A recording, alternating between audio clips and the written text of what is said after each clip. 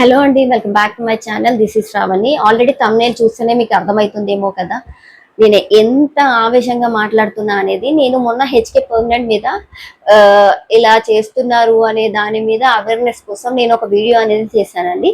ఆ వీడియో చూసిన తర్వాత ఒకరనమాట, ఒక ఫాలోవర్ నాకు మెసేజ్ చేశారనమాట. తను వచ్చేసేసి ఏం చెప్పారంటే, వాళ్ళ సిస్టర్ వచ్చేసేసి 7 lakhs అనేది ఈ సో కాల్డ్ బ్యూటీ క్లినిక్ ద్వారా తను మోసపోయిందంట అండి. అంత ఖర్చు పెట్టి తను ఈ ట్రీట్మెంట్స్ అనేది తీసుకుందంట.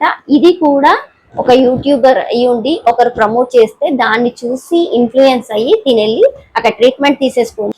హెల్త్ ఇష్యూస్ అనేది వచ్చాయంట అండి because of the treatments.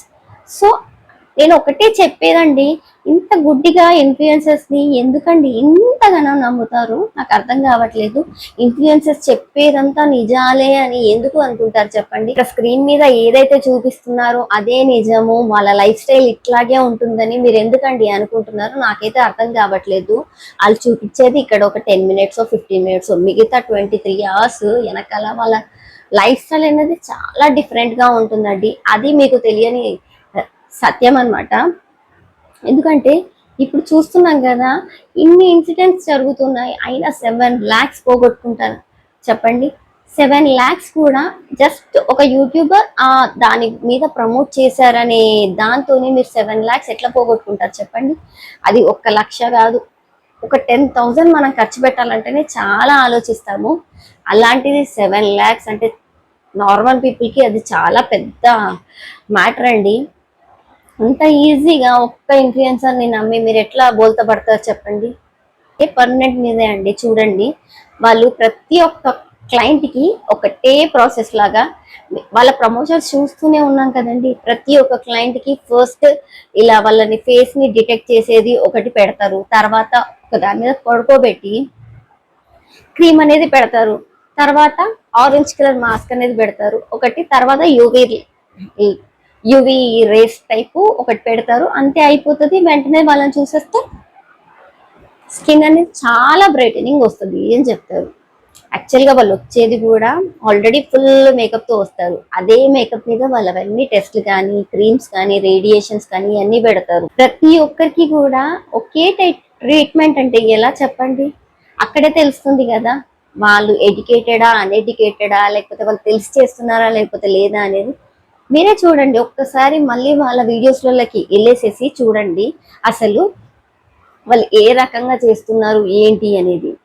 Because ప్రతి ఒక్క ఇన్ఫ్లుయెన్సర్ వెళ్ళి ప్రమోషన్ చేశారో, ఎవరైతే చేశారో వాళ్ళందరికీ కూడా సేమ్ ట్రీట్మెంట్స్ ఇచ్చారండి. అంటే దీని అర్థం వాళ్ళందరికీ ఒకటే స్కిన్ టైప్ ఉందా చెప్పండి? ఇది నమ్మి మీరు ఇన్ని లక్షలు అనేది మీరు వాళ్ళ దగ్గరికి వెళ్ళి పోగొట్టుకుంటున్నారు అంటే ఇంత గుడ్డిగా ఎట్లా నమ్ముతున్నారండి మీరు? ఒక్కటే చెప్తున్నా అండి, ఎవ్వరు కానీ ఏ ఇన్ఫ్లుయెన్సర్ కానీ ఏదైనా ప్రమోషన్ చేస్తున్నారు అంటే వాళ్ళు అది డబ్బుల కోసమే చేస్తున్నారు అంతే. ఇది మీకు పడతదా పడదా అనేది వాళ్ళు ఎక్కడ చెప్పరండి, వాళ్ళు ఎక్కడ చెప్పరు. జస్ట్ మీకు ఇది అవగాహన అనేది ఉండాలి. ఓహో ఇది ఒక ప్రమోషన్ వీడియో, ఓకే ఈ బ్రాండ్ మనకు నచ్చితే తీసుకుందాం లేకపోతే లేదు, అంతే ఉండాలి. అంతే కానీ వాళ్ళు చెప్పారు కదా, ప్రమోషన్ చేశారు కదా, సో మనం తీసేసుకుందాం అన్నట్టుగా ఈ మైండ్ సెట్ ఎప్పుడైతే పోతుందో మనం అప్పుడే బాగుపడతామండి. షూర్గా చెప్తున్నాను, అప్పుడే బాగుపడతాం.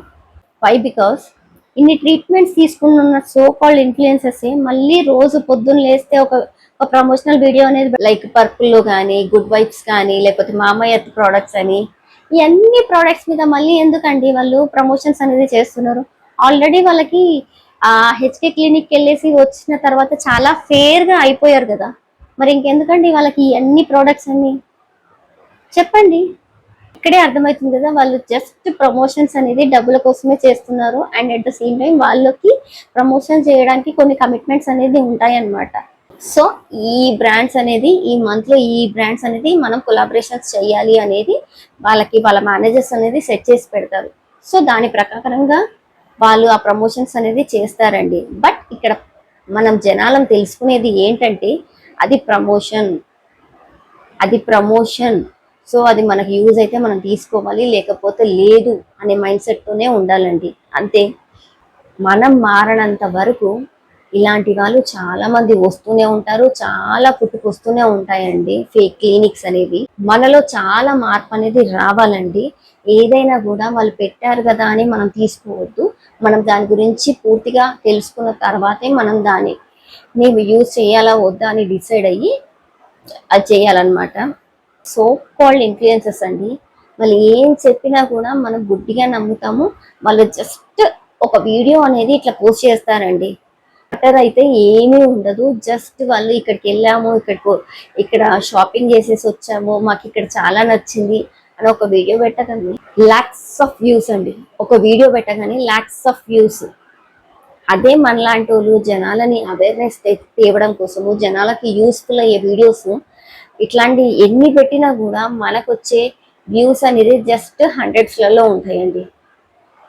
వాళ్ళు పెట్టిన విత్ ఇన్ 10 minutes to 15 minutesలోనే లాక్స్ ఆఫ్ వ్యూస్ ఉంటాయి. అదే మనం పెట్టిన వీడియోస్కి మనం 10 days అయినా కూడా జస్ట్ హండ్రెడ్స్ ఆఫ్ వ్యూస్ ఉంటాయండి. అది ఎందుకు అనేది అర్థం కాదు. బట్ ఇది ఎక్కడ తప్పు జరుగుతుందా అనేది అర్థం కావట్లేదు. అంటే మేము కంటెంట్ పెట్టినా కూడా అంత important content and at the same time అంత ఇంపార్టెంట్ మ్యాటర్ జనాల్ని అవేర్నెస్ తేవడానికి మేము కొన్ని వీడియోస్ పెడుతుంటే కూడా మా జస్ట్ హండ్రెడ్స్లలో వ్యూస్ మాత్రమే పోతున్నాయి. అదే వీళ్ళు పనికిరాని చెత్త వీడియోస్ పెట్టినా కూడా వాటికి లాక్స్లలో వ్యూస్ పోతాయి.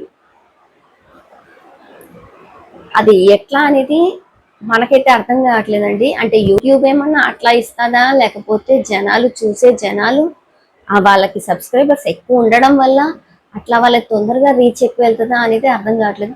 జనాలు కూడా ఏం చేస్తున్నారంటే, కొంతమంది స్మాల్ యూట్యూబర్స్ పెట్టిన కంటెంట్ ని వీళ్ళకి హండ్రెడ్స్లలో సబ్స్క్రైబర్స్ ఉన్నారు, వీళ్ళదేంది మనం చూసేది అని అనుకుంటున్నారు. కానీ అదే ఫేమ్ వచ్చిన వాళ్ళ వీడియోస్ చూడండి, అది వాళ్ళు పనికిరాని వీడియోస్ పెట్టినా కూడా చూసేస్తూనే ఉంటారండి. అంటే వాళ్ళకి కావాల్సింది just entertainment, just time pass, అంతే, ఇంకేం లేదు. అంటే ఇలాంటి వాళ్ళని మనమే ఎంకరేజ్ చేస్తున్నాము అని అర్థమవుతుంది కదా.